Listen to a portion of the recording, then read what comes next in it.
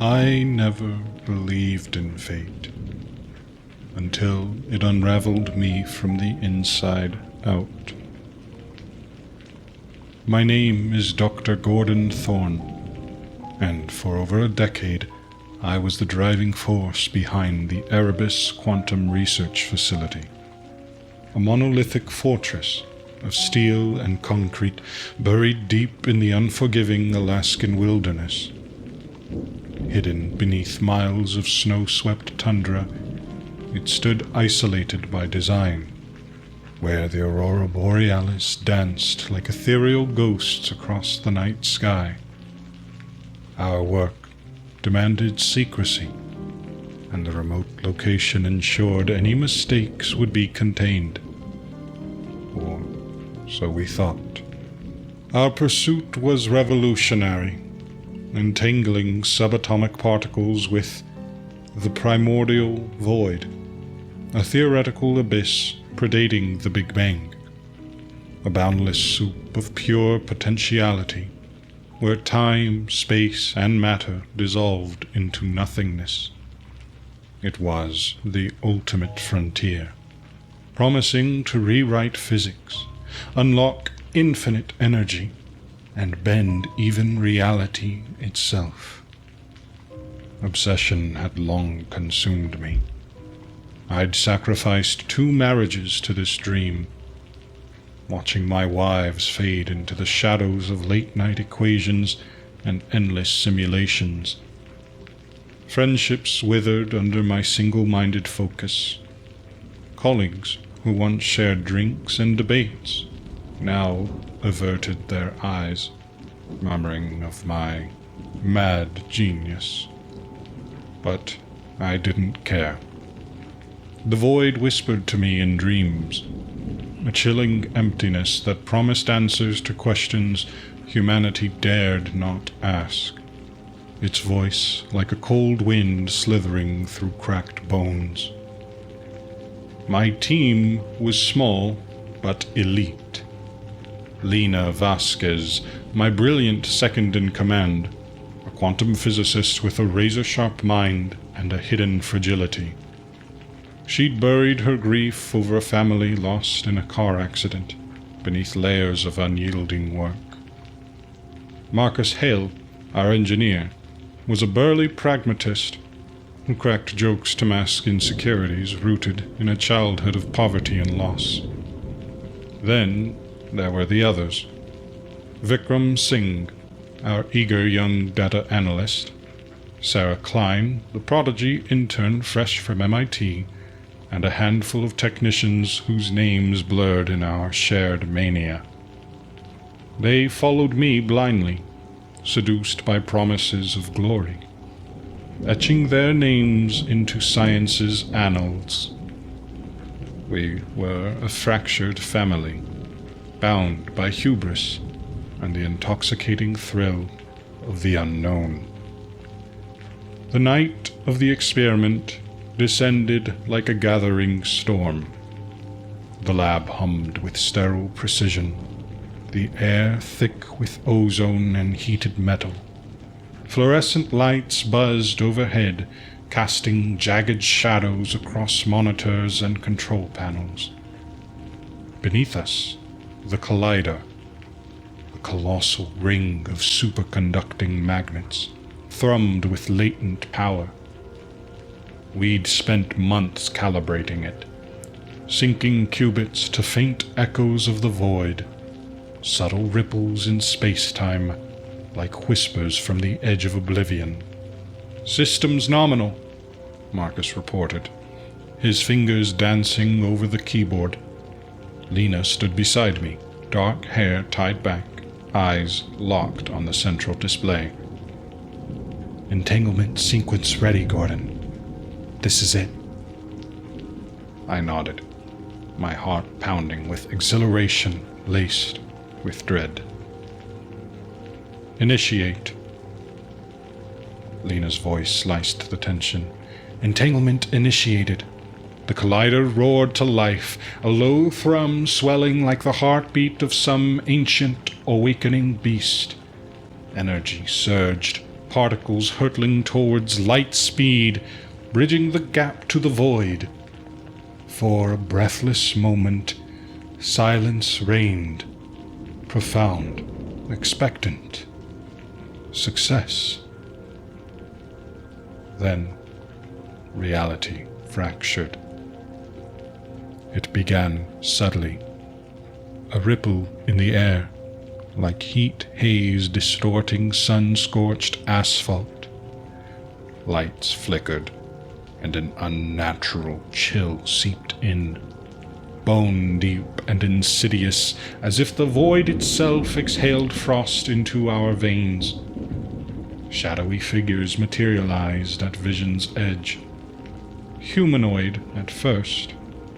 Elegant silhouettes gliding through corridors with otherworldly grace, tall and slender.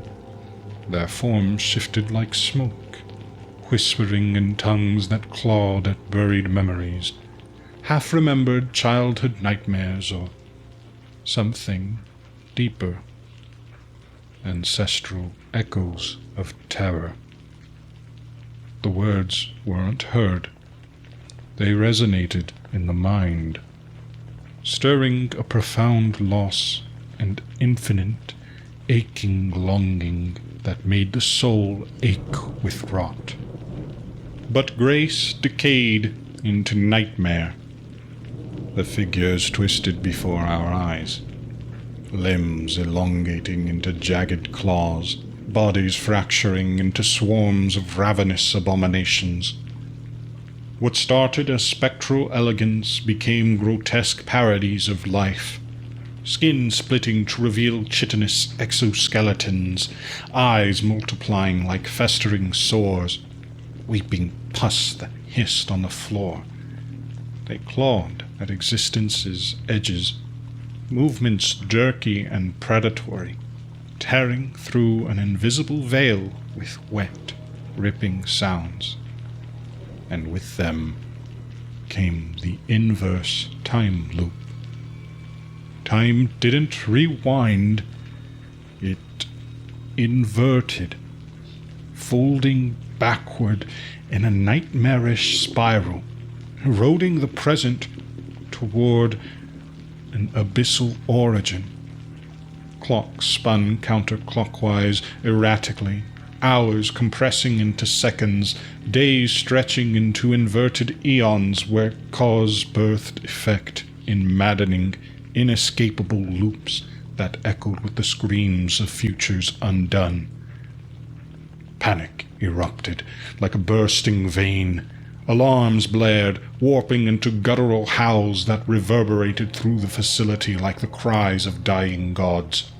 Servers glitched, screens flickering from digital interfaces to analog dials, then devolving into crude abacuses of bone and stone, as if technology's very essence unraveled like frayed sinew. Our memories splintered in sync, flashes of personal histories pulling apart like threads from a rotting tapestry.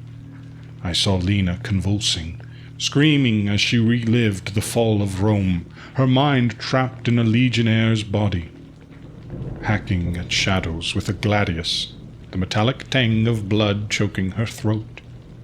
Marcus muttered of prehistoric hunts, eyes wild, quantum equations erased by spear-throwing instincts honed in a world of fang and claw, where survival's raw stink clung to the skin. The entities fed on the chaos, black, writhing masses with too many eyes glowing like embers in an endless night. They devoured the fracturing timeline, dismantling history layer by layer. Tech regressed, holograms crumbling to papyrus scrolls.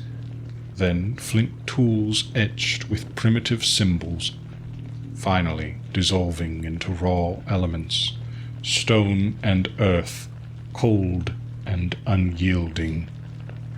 The facility transformed, cell walls pulsed with organic veins, corridors twisting into labyrinthine caves dripping with bioluminescent slime, that whispered obscenities.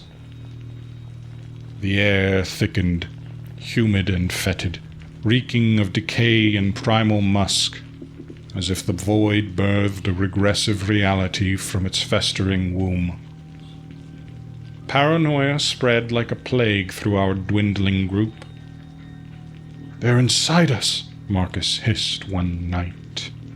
Time had dissolved, days bleeding into inverted eons where sunrises felt like extinctions.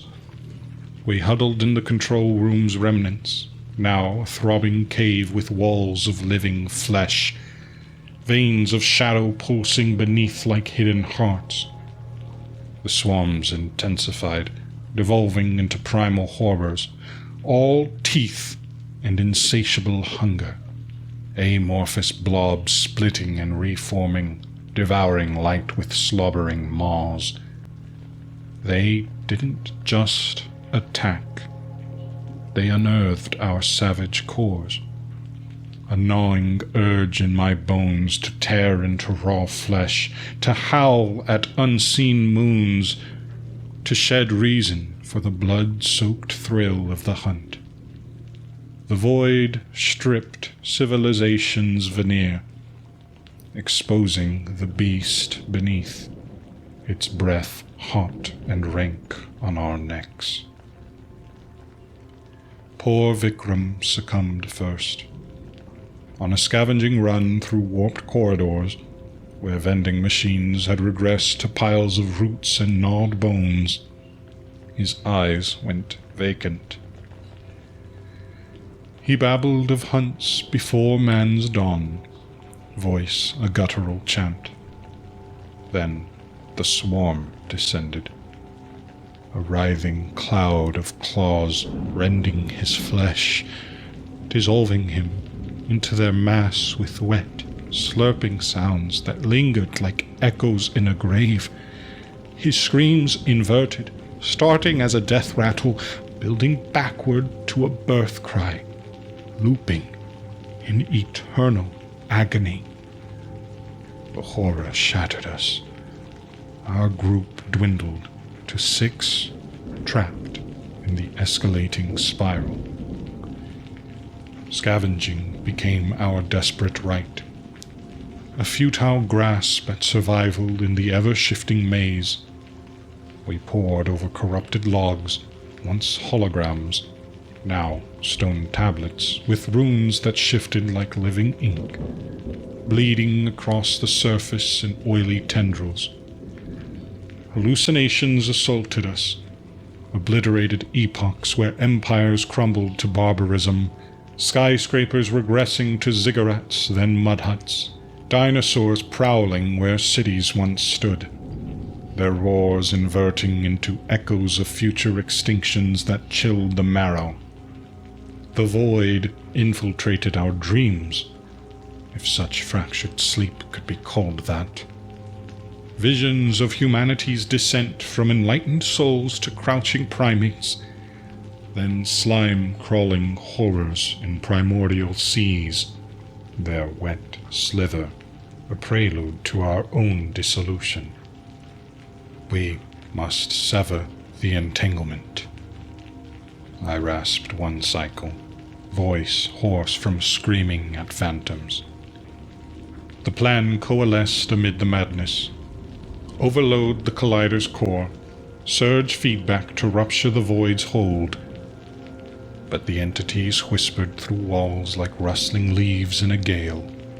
You birthed us from hubris. Join the void. They spilled secrets of devoured civilizations, their essences woven into the swarms like threads of forgotten screams. Betrayals cracked our fragile bonds. In the former mess hall, now a fetid cavern strewn with glowing fungi, Lena accused Marcus of sabotage, eyes wild, faint gladius scars from inverted memories etched on her arms like brands. The whispers say he's one of them. Fights erupted in the labyrinthine chaos, corridors twisting into mazes of vines and bone, shadows lunging like living snares, minds fractured. I glimpsed my hands as claws in the dim light, felt the pull to devour, to dominate.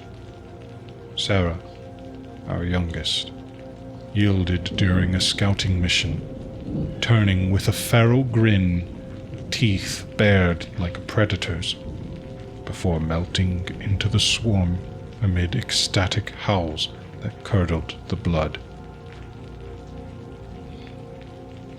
The horrors thickened, amorphous blobs of shadow and fang devouring sanity's remnants. Down to 3. Me, Lena, Marcus. We were hunted by our comrades' ghosts. Paranoia climaxed in a brutal skirmish. Marcus, maddened by visions of his youth regressing to ancient famines, lunged at Lena with a bone shard. I intervened, the brawl leaving us bloodied, but it forged tenuous resolve. We pressed toward the core, hulls inverting mid-step, floors flipping to ceilings in gut-wrenching disorientation.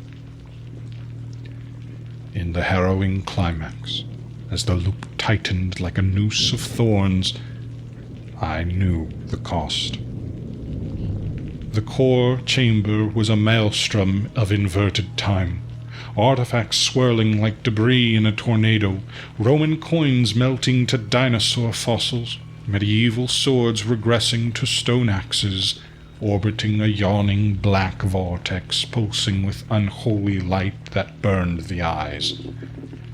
The swarms converged, a tidal wave of teeth and eyes, screeching, inverting to primordial roars that vibrated in the chest like impending doom.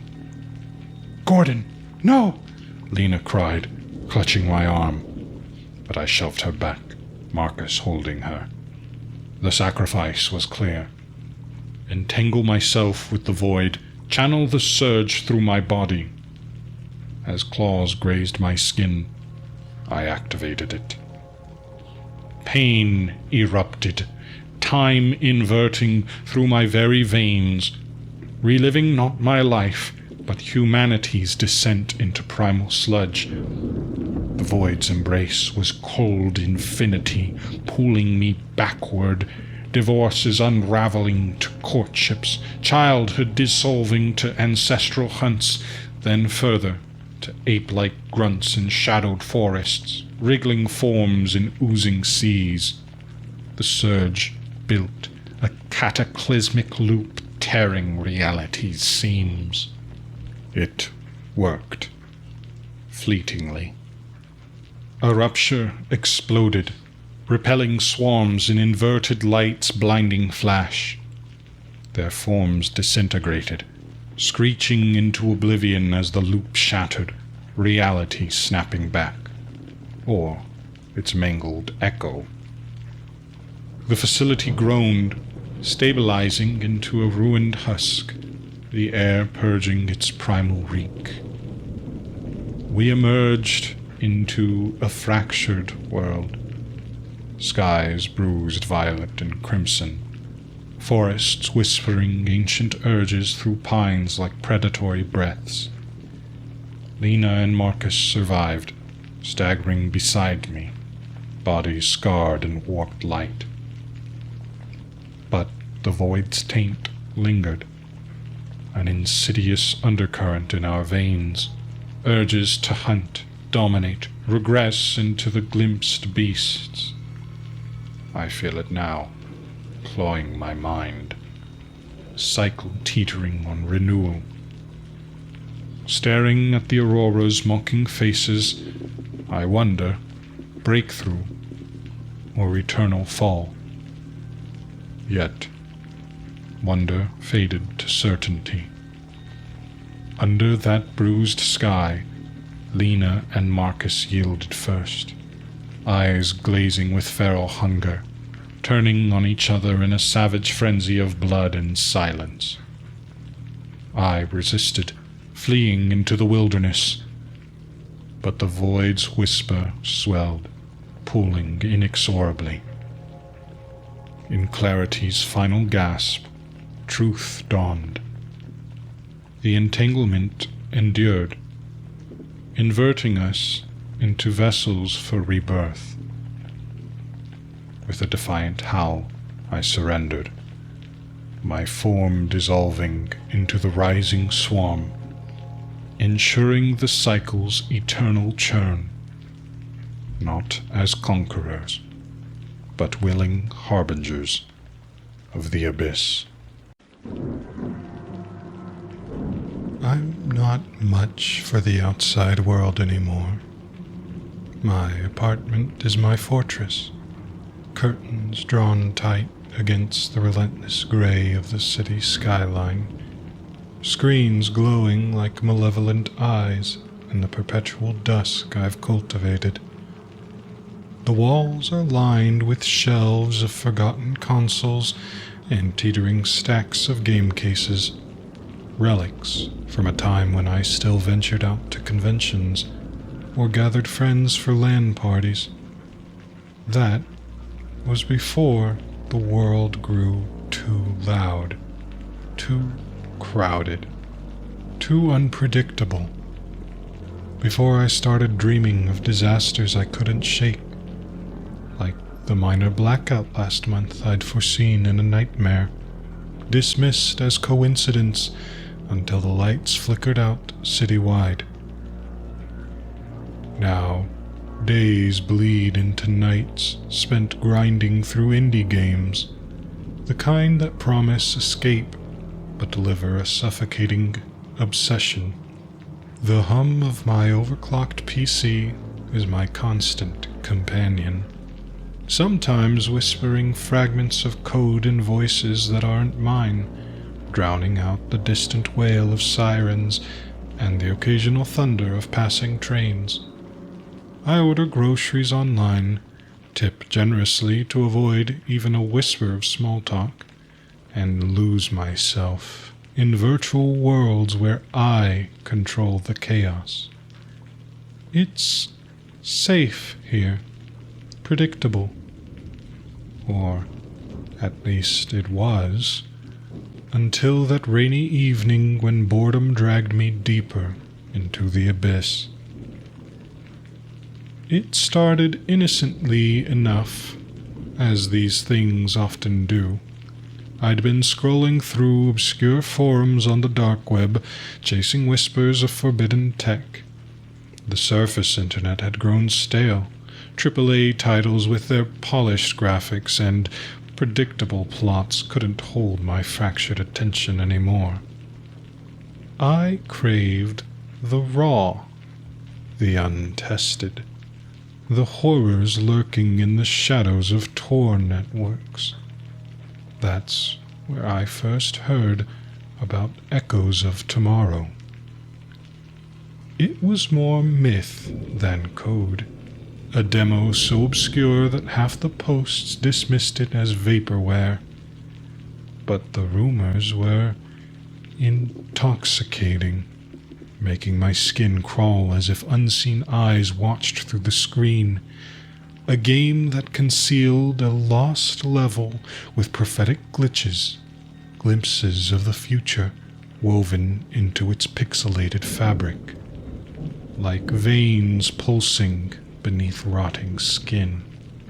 Urban legends claimed it had foretold real disasters before they struck, like the 2011 tsunami in Japan or the 2020 wildfires in Australia. Some said it was built by a rogue AI programmer who'd vanished after uploading it. Others whispered it was a government psyop that had slithered out of control. As a reclusive gamer with nothing to lose, no job to drag me from bed, no relationships to nurture, I bit.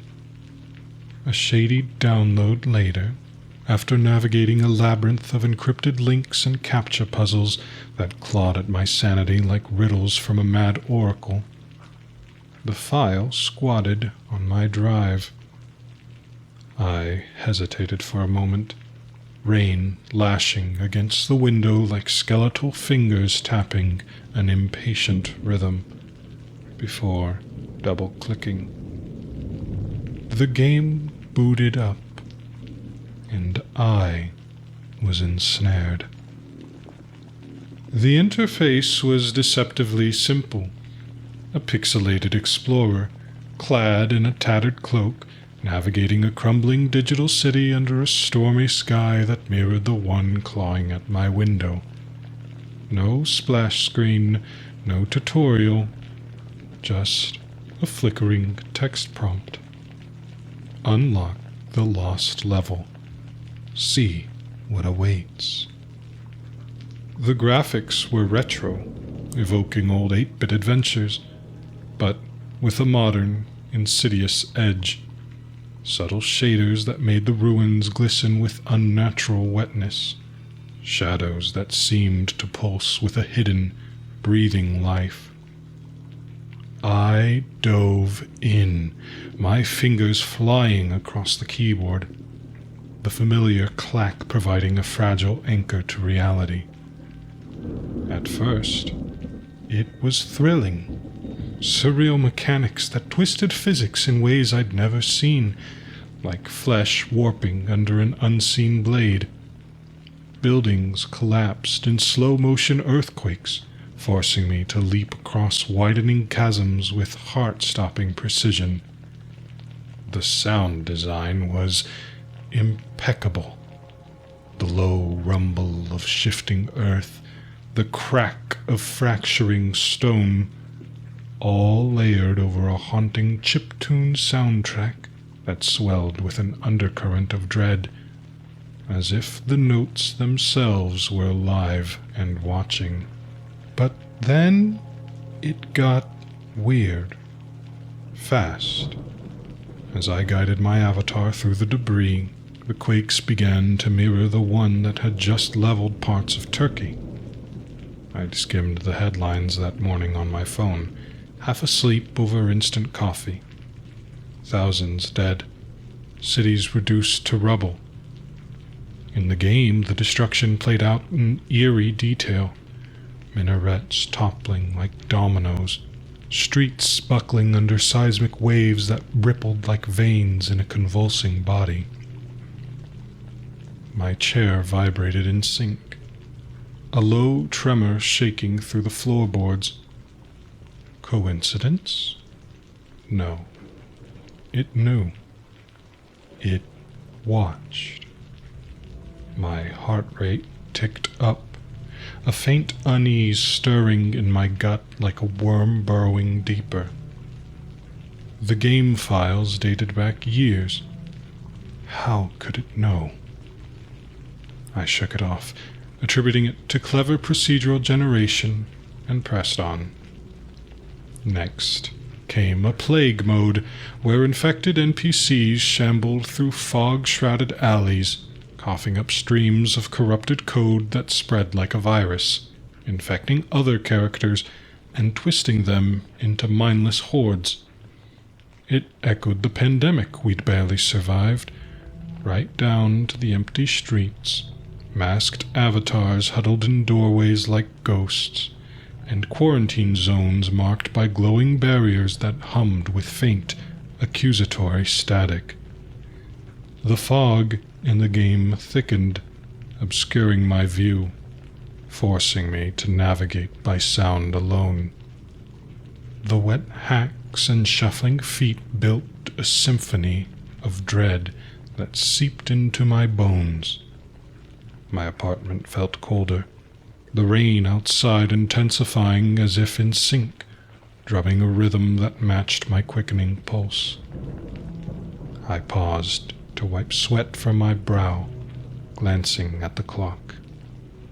Hours had slipped by, unnoticed, stolen by the void. I pressed deeper, the level unfolding like a nightmare onion, each layer peeling back to reveal something more unsettling, more intimate. The city's skyline warped into prophetic vignettes, projected onto crumbling billboards and shattered windows that reflected my own hollow eyes. One showed a massive blackout plunging the world into darkness, cities winking out like dying stars on a global map. Street lights flickered and died in the game, plunging my avatar into pitch black where unseen threats lurked, their breaths hot and ragged in the shadows. Another vignette depicted a viral surge, not COVID, but something new, mutating in sterile labs, leaping species barriers, spreading through air and water like an invisible plague of whispers. Digital scientists in white coats screamed as containment failed, their bodies dissolving into pixelated goo that clung to the screen like residue from a fever dream. A flash interrupted. My parents' car accident. The one I dreamed of years ago. Metal, twisting like the game's ruins. Guilt, flooding back like bile. I paused again, minimizing the window to check my phone. Breaking news alerts flooded the screen. Power grids falling all across Europe due to unprecedented cyber attacks. Whispers of a lab leak in Asia involving a novel pathogen. My skin prickled, a chill racing down my spine despite the stuffy warmth of my room, as if icy fingers traced my vertebrae. This wasn't retro nostalgia. It was predictive, almost prescient. A cold intelligence peering back through the code. How? The forums had mentioned glitches, but this felt deliberate. Like the game was pulling strings from the shadows, tugging at my mind like a marionette. In-game NPCs started murmuring, their voices distorted like old radio static crackling through my headphones, laced with an undercurrent of malice. They weren't just background flavor, they interacted, responding to my actions with eerie prescience, as if they knew my secrets before I did. One, a hooded figure slumped against a ruined wall, hissed as I approached. "The curse of the prophet. Complete the level and you become the seer. But seeing demands action. The visions must manifest." Its eyes glowed with unnatural light, following my avatar even as I backed away, their gaze piercing the screen and boring into my soul. Another, a glitchy apparition flickering in and out of existence, laughed with a cackle that echoed unnaturally in my speakers, reverberating in my skull. "We're not warning you. We're recruiting. Join the chain or break it and doom us all." The words lingered, superimposed over the screen like subtitles from a fever dream, fading slowly like blood stains. I'd read those stories about haunted cartridges, laughed them off. But now their whispers felt real, echoing in my empty room, worming into the cracks of my sanity. Still, unease gnawed at me, a persistent itch at the back of my mind spreading like rot. The controls felt heavier, like the game was pulling back, resisting my inputs with subtle delays that made my fingers ache. My apartment seemed dimmer, the hum of my PC louder, almost accusatory, like a heartbeat accusing me of intrusion. Shadows danced on the walls from the monitor's glow, elongated and predatory, and I swore I heard faint whispers beyond the rain, echoes of the NPC's voices slithering in from the vents. But I'm a completionist. Quitting wasn't an option. I'd beaten harder games, endured worse psychological warfare and survival horrors. This was just immersion done right. Or so I told myself as the darkness closed in. To progress, I had to solve puzzles that forced me to orchestrate disasters, manipulating the environment in ways that blurred the line between player and perpetrator, between observer and architect of ruin. One required toppling a virtual dam, flooding districts to reveal hidden paths. The water rushed in with terrifying realism, sweeping away screaming NPCs in torrents of foam and debris that splashed against the edges of my screen.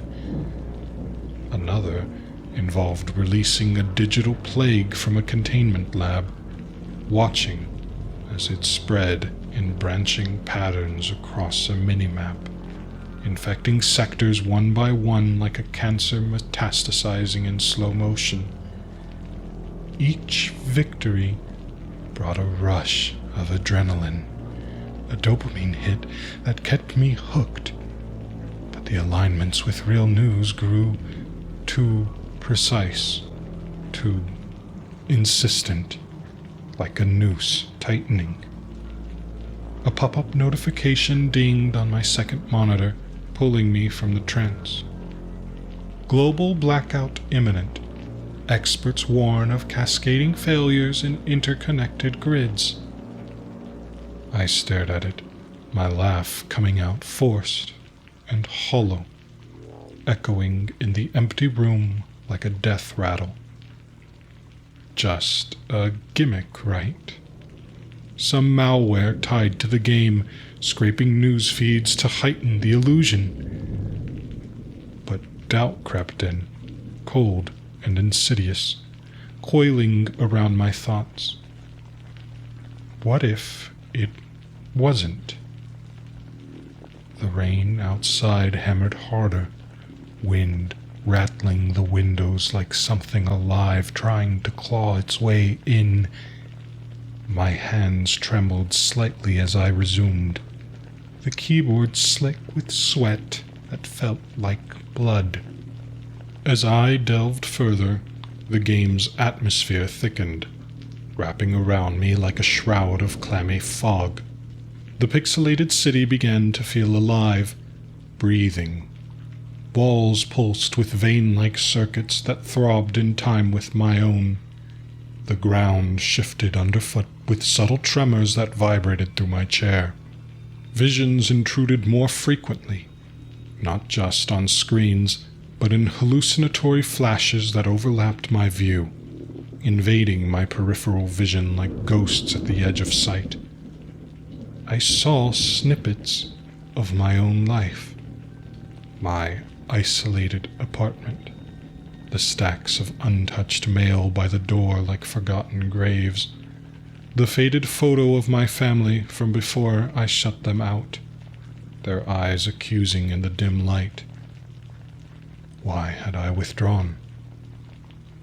It started after losing my job in the pandemic, the isolation turning from necessity to habit, then to a gnawing addiction that hollowed me out. The game seemed to know this, weaving personal torments into its narrative like threads in a spider's web. An NPC resembling my estranged brother appeared, begging for help as a digital flood consumed him, his form dissolving into pixels that screamed. "You could have prevented this," it wailed, voice warping into my own, echoing the guilt I'd buried deep. Phantom water rose around my ankles, cold and insistent, lapping at my skin even as I jerked back. Tension built like a storm cloud, my breaths coming shallow and ragged, chest tight with an unseen pressure. I muted the sound, but the whispers persisted, seeping from the speakers like auditory leaks, slithering into my ears even in silence.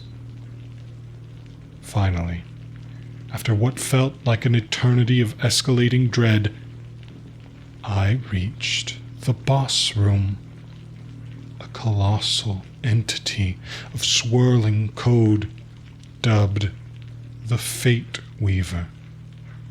It loomed in a vast chamber of fractured mirrors, each reflecting alternate futures, worlds ablaze, oceans rising in hungry waves, skies torn by cosmic fire that scorched the soul. The Weaver hurled visions at me like projectiles, bolts of prophetic energy that my avatar had to dodge while countering with decoded truths gleaned from earlier levels, each evasion a desperate gasp for air. The fight was brutal, a dance of precision and panic, the entity's form writhing like a nest of serpents. Each hit dismantled it piece by piece, unraveling its code into floating fragments that screamed in binary agony, their cries piercing my headphones like needles. My heart pounded, sweat dripping into my eyes, the room spinning as virtual and real blurred into a nauseating haze. Victory screen flashed. Level complete. Prophet awakened. That's when it shattered. The monitor warped, pixels bleeding into my room like ink in water, spilling across the desk and onto the floor in viscous pools. My chair creaked as the digital city overlaid my walls, buildings sprouting from floorboards and hallucinatory overlays that made the air thick and oppressive. Visions flooded my mind, not glimpses, but imperatives. I saw myself in a control room, fingers on a keyboard, hacking a city's power grid, sabotaging transformers, blacking out hospitals, homes, everything. The compulsion hit like a drug.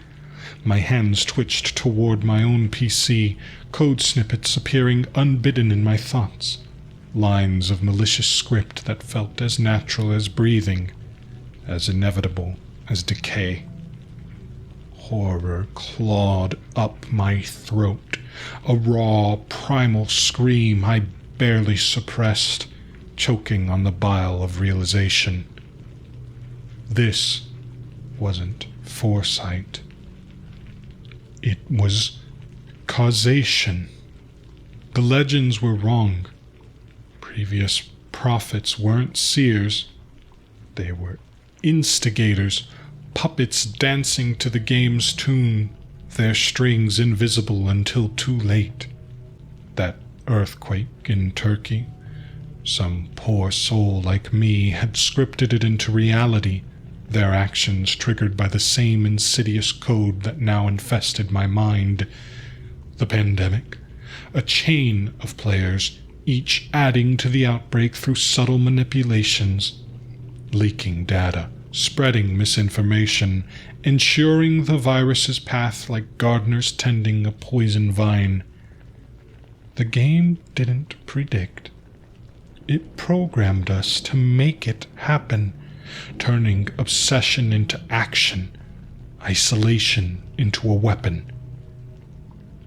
I was next, bound to cripple the grid, plunging millions into chaos that would echo in the dark. Why? The visions whispered answers in a chorus of distorted voices, slithering through my thoughts like worms, to avert something worse.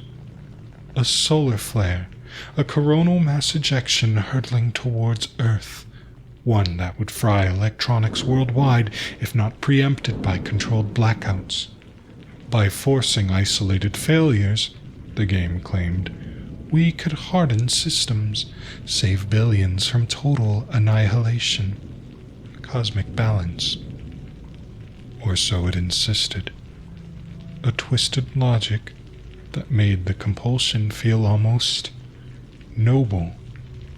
A seductive lie that masked the rot beneath.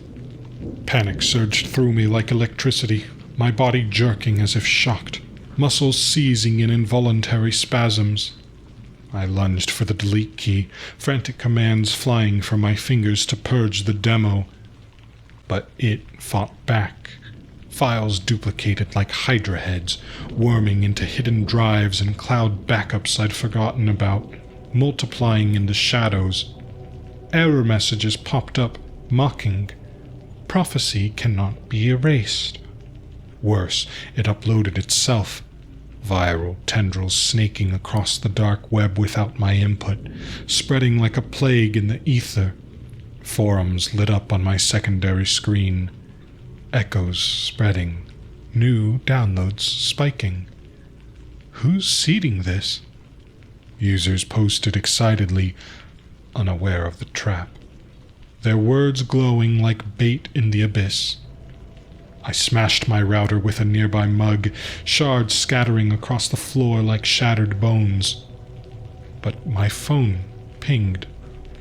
Mirrored copies already seeding to strangers via Bluetooth and Wi-Fi hotspots I'd connected to in the past. Invisible threads pulling them in. The pool intensified, visions pounding like a migraine, temples throbbing with each pulse. The pain a constant reminder of my erosion. I saw the greater doom in vivid detail. The solar flare erupting from the sun, a wall of plasma racing toward Earth.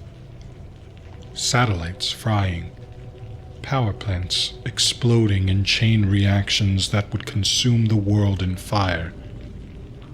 Unchecked, it would end us all. Civilization collapsing into pre-industrial darkness, a void without end. Fulfilling this prophecy might save billions, or so the game insisted, its whispers now a roar in my skull, drowning out reason. Was it enforcing fate, or fabricating it? The line blurred until it vanished, leaving only the imperative, cold and unyielding.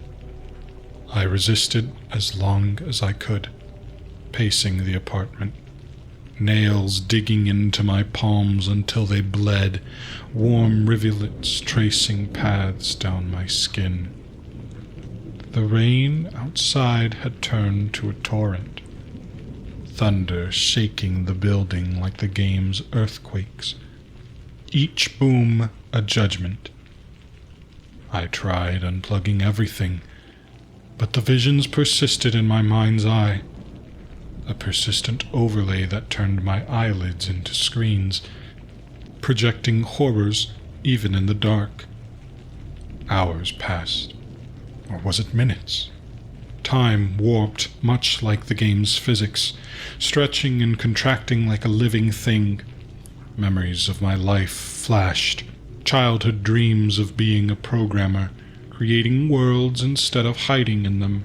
The slow spiral into isolation. After my parents' death in a car accident I'd predicted in a nightmare, but dismissed as coincidence. The guilt now resurfacing like a corpse from the deep. Was that the game's influence even then, planting seeds in my subconscious? Paranoia gripped me, every shadow a potential NPC lurking in the corners, every creak a glitch manifesting in the real world. But the compulsion grew, a tidal wave eroding my will, whispering promises of purpose in the void. What if it was true? What if my inaction doomed everyone? The game's logic wormed in, seductive and inescapable, a venom that sweetened the surrender. In the end, I succumbed. Hands trembling, I logged into anonymous networks I'd sworn off. My PC rebooted and hummed with forbidden energy that thrummed like a heartbeat in the walls. Fingers danced the code I'd been gifted, lines of script flowing as if I'd written them myself, guided by the visions that highlighted vulnerabilities in the city's grid. Outdated firewalls, unpatched servers, weak points glowing like wounds. As I hit enter, lights flickered citywide, a distant hum building to a crescendo that vibrated in my chest. Sirens wailed outside, the blackout birthing in the dark, spreading like the game's plague, swallowing the night whole. But as shadows claimed my room, plunging it into true dark night, a twisted peace settled over me, cold and hollow.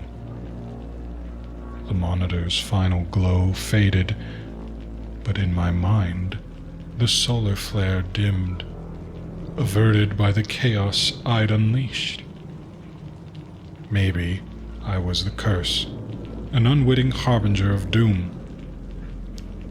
Or maybe the cure, a sacrificial pawn in a cosmic game. Either way, the game had won. And somewhere out there, in another dim apartment, the next prophet was already booting up, their screen flickering to life with the same fateful invitation. The cycle, eternal. As the blackout silence enveloped the city, I slumped back in my chair, exhaustion claiming me like a long-denied lover, its embrace icy and possessive. But in that void, a new vision bloomed, not from the screen, but from deep within, unbidden and crystalline. It showed me not as the savior or the fool, but as the seed. My code had spread, a digital virus leaping from grid to grid, awakening dormant systems worldwide with a whisper of malice. The solar flare? A mere pretext. The game's true endgame was replication, turning every connected soul into a node in its network. Our collective minds the canvas for its endless simulations, a hive of unwitting horrors. I laughed then, a broken sound echoing in the dark, realizing I'd been played from the start. A pawn in a web without end. There was no escape, no unplugging from the horror I'd birthed. Morning light crept through the blinds, weak and filtered through lingering storm clouds. But my apartment remained pitch black. No power, no hum of life, just the oppressive weight of silence. I stumbled to the window, peering out at the chaos below. Cars stalled in intersections, people milling like confused ants, their faces lit by the glow of phones that now betrayed them, screens flickering with the same cursed invitation I'd once received, drawing them into the void. And as I watched, a final whisper slithered into my thoughts, the game's voice clearer than ever, intimate as a lover's breath. Welcome to Level 2. I've always been a collector. Not of stamps or of coins, but of voices. It started innocently enough in my 20s when I inherited my grandfather's old phonograph. and a crate of dusty records from his cluttered attic. He was a quiet man, a widower who spent his final years alone in a creaky house on the outskirts of town, surrounded by the ghosts of his past. I'd visit him as a kid, listening to those records spin tales of jazz legends and wartime broadcasts, the needle scratching like a faltering heartbeat against the oppressive silence, the crackle of vinyl, the way a voice could drag you backward through time. It hooked me. There was something profoundly intimate about it, like cradling a fragment of someone's soul in your palms. As I grew older, that fascination twisted into obsession. I began scouring estate sales, forsaken attics, and shadowy online auctions for rare audio relics. Forgotten speeches from obscure politicians, eerie field recordings of tempests and prowling wildlife, even whispers etched onto ancient wax cylinders from the turn of the century. My apartment, a cramped two-bedroom in a decaying building on the city's fraying edge, became a shrine to them. Walls lined with shelves groaned under the weight of tapes, reels, and digital archives, each item meticulously labeled and cataloged. The air hung heavy with a faint, musty scent, like brittle paper and the ozone tang of overheating electronics. Friends drifted away one by one, branding me reclusive, a hermit entombed in his audio mausoleum. "You need to get out more, Alex," my last close friend Mark had said of a coffee 2 years ago, his voice edged with pity. "This hobby, it's devouring you." But who needs company when you have the echoes of the dead? They were reliable, unchanging, always waiting in the dim glow of my screens. My job, transcribing interviews for a podcast network, paid the bills. But it was mechanical drudgery, performed in solitary confinement from home. Relationships, they'd withered long ago. No one could compete with the spectral symphony that haunted my nights. In truth, I preferred it that way. The world outside was chaotic, unpredictable.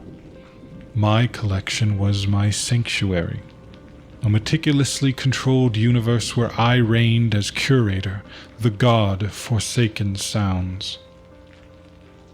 It was a rainy autumn night when I acquired the piece that unraveled everything. The storm raged on unrelentingly, sheets of water battering my window like skeletal fingers clawing for entry, the wind wailing through the building's cracked frame like distant, anguished cries. I'd been prowling an obscure online auction site, one of those digital black markets where collectors like me bartered in the esoteric and the forbidden. The listing seized my attention.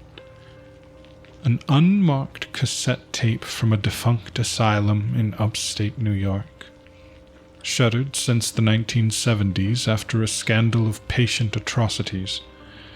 The seller's description was cryptic, almost taunting. "Voices from Ward 7, not for the faint of heart. Proceed with caution." No audio samples, no provenance, just a starting bid of $50. My heart thundered as I placed my offer, fingers darting over the keyboard in the computer's sickly glow.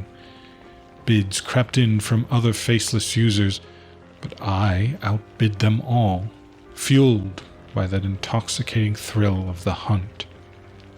When I won, a surge of triumph coursed through me, a fleeting warmth against the chill seeping through the walls like insidious fog.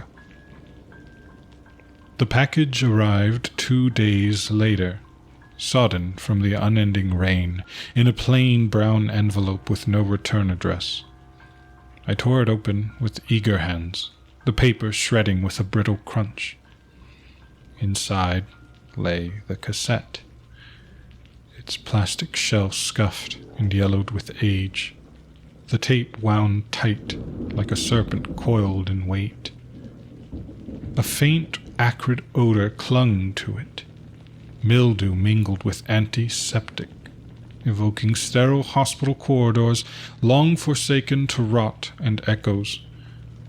My hands trembled as I slid it into my vintage player, a hulking machine I'd restored myself, its dials pulsing with faint, unearthly light.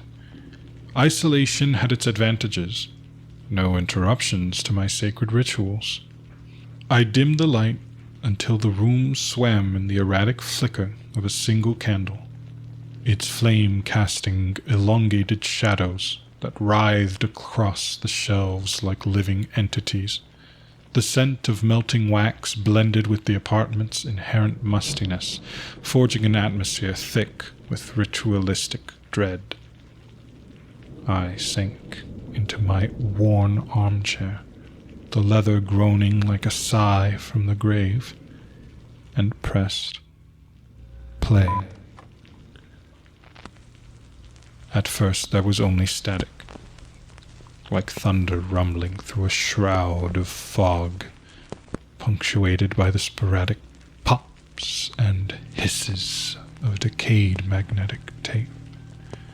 I leaned forward, straining to listen, my breath shallow in the suffocating hush. Then a whisper slithered forth, faint and fractured. "Help me. They're coming."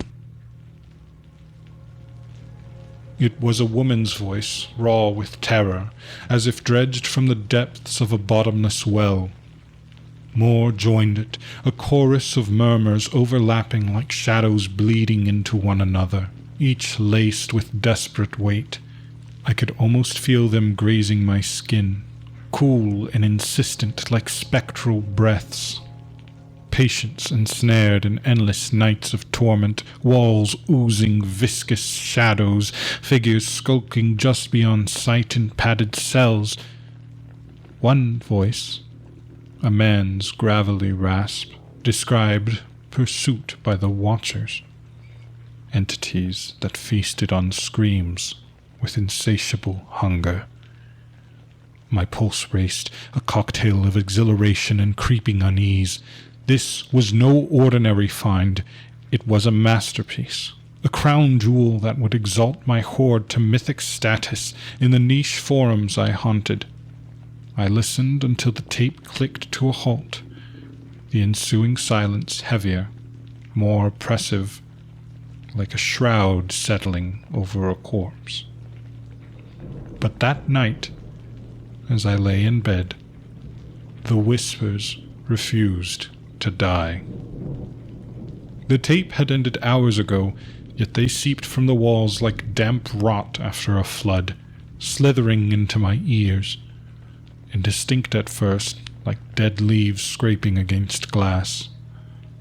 I dismissed it at first as exhaustion, my mind looping the audio in obsessive cycles, a peril I'd faced before after marathon sessions. The rain's relentless patter lulled me into fitful sleep, plagued by dreams of labyrinthine corridors and grasping hands emerging from the dark. When I woke the next morning, the apartment seemed unchanged, weak sunlight filtering through grimy curtains and pallid shafts. I shook off the lingering disquiet and catalogued the tape, labeling it Ward 7 Echoes in my precise script and shelving it beside a wax cylinder from a 19th century seance. Work distracted me, transcribing a tedious interview on urban legends, but my thoughts slunk back to the tape, the voices replaying unbidden during pauses in my typing. By evening, as the sun sank and shadows elongated across the floor like accusing tendrils, the whispers returned. Louder, snaking through the vents like acrid smoke. He's listening. Closer now. I froze, fork suspended midair, the room abruptly frigid. I checked the player. It was off, unplugged. A trick of the wind, I rationalized, or the building's decrepit plumbing moaning in agony. Yet unease gnawed at me, a relentless itch burrowing beneath my skin. My sanctuary felt constricted, the corner shadows stretching like judgmental fingers, observing me with unseen eyes.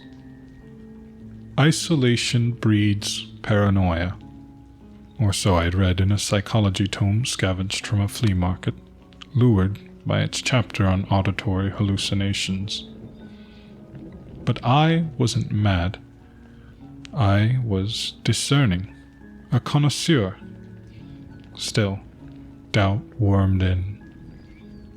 That afternoon I tried calling Mark, but it rang to voicemail. His recorded voice sounded remote, almost derisive.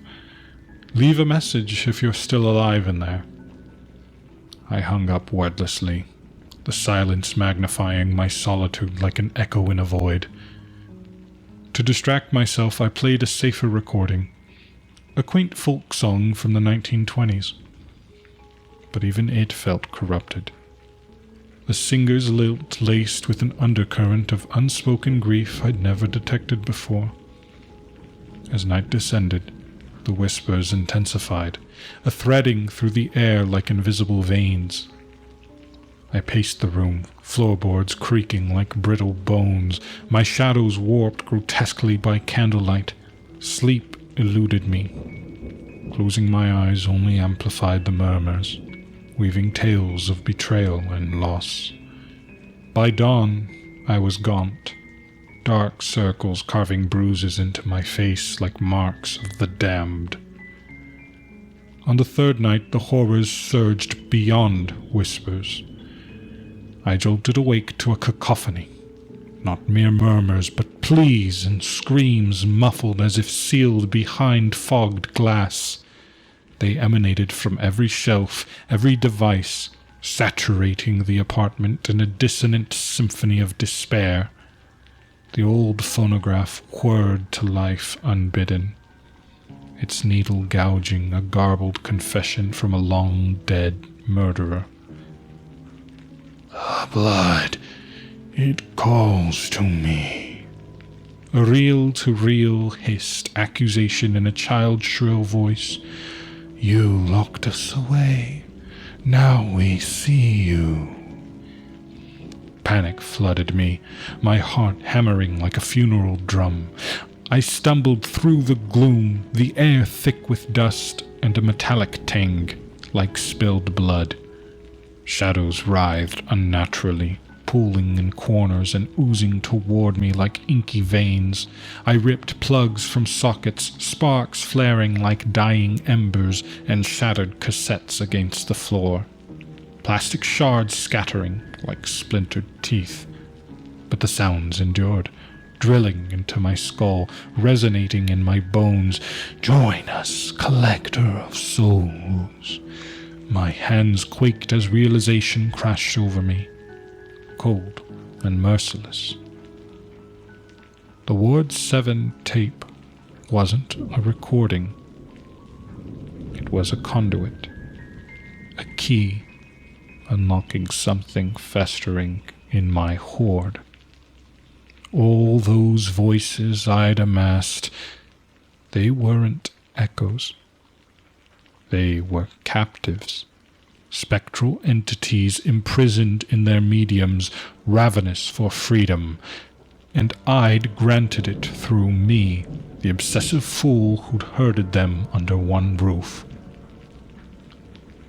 The room contracted, walls closing like a coffin's lid.